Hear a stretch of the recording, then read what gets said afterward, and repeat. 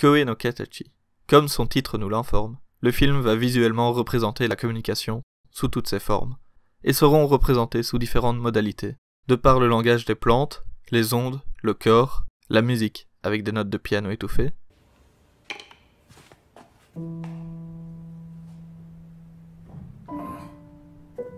le mouvement des jambes, jeu de caméra et composition, ou tout simplement des silences.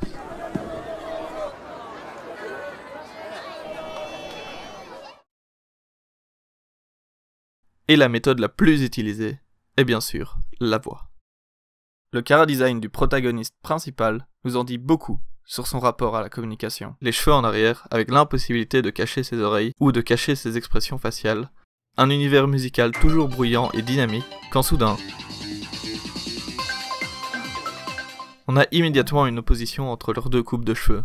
Une totalement en arrière laissant place à tout son visage, et Shoko avec une masse de cheveux qui cache entièrement ses oreilles. Cette distinction entre eux est l'élément central qui conduira toute cette histoire. Cette méthode d'analyse peut à peu près s'appliquer aux autres personnages. Miki Kawai, elle, a les cheveux de façon soigneusement écartés de ses oreilles, mettant en avant les efforts qu'elle fait pour toujours essayer de rester ouverte aux autres, et le temps qu'elle y passe. Alors que Ueno a simplement un peu de cheveux, cachant ses oreilles, mais pas trop, figurant son aspect un peu tsundere et toute sa difficulté à manifester ses sentiments pour Shoya, qui sera son moteur principal pour elle aussi victimiser Shoko.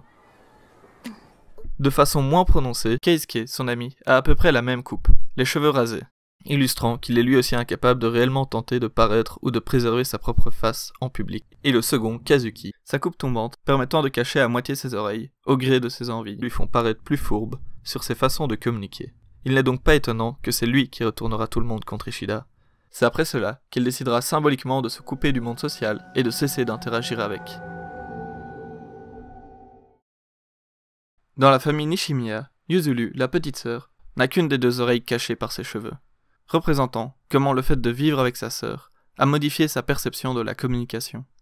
Alors que sa mère a une lourde masse de cheveux qu'elle s'efforce à faire passer derrière ses oreilles, devant porter au quotidien le poids d'aller voir le directeur pour parler de la situation de sa fille, de son harcèlement. Quant à la grand-mère, les oreilles toujours dégagées par un serre-tête, elle s'est toujours investie pour être une oreille tendue pour Yuzuru et sa mère. Et après sa mort, on observe bien la difficulté de la famille à communiquer entre elles.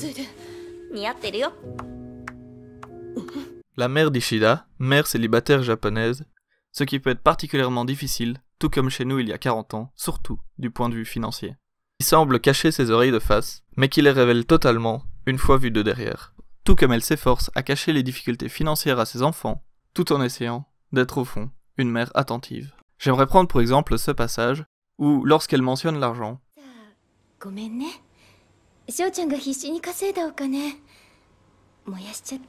on voit sa boucle d'oreille dépasser, qu'immédiatement elle cache en lui disant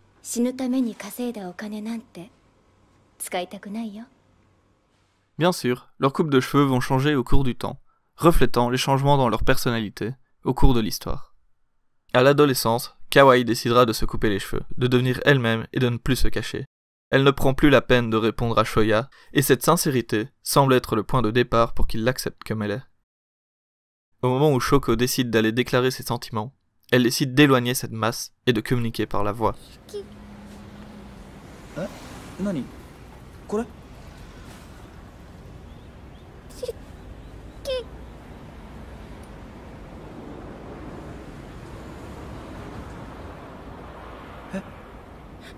Cependant, ils n'arrivent toujours pas à se comprendre, et de cette façon, elle décidera de remettre ses cheveux comme avant.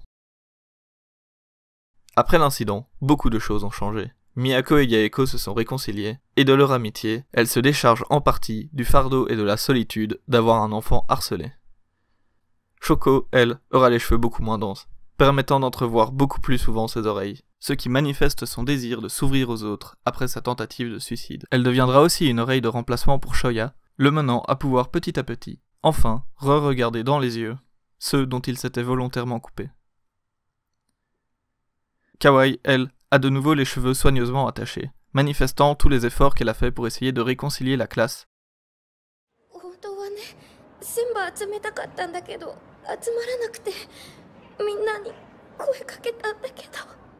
Nous le verrons enfin réapprendre à communiquer avec l'entièreté du monde, débouchant symboliquement ses oreilles, nous montrant ainsi la vraie forme de la voix.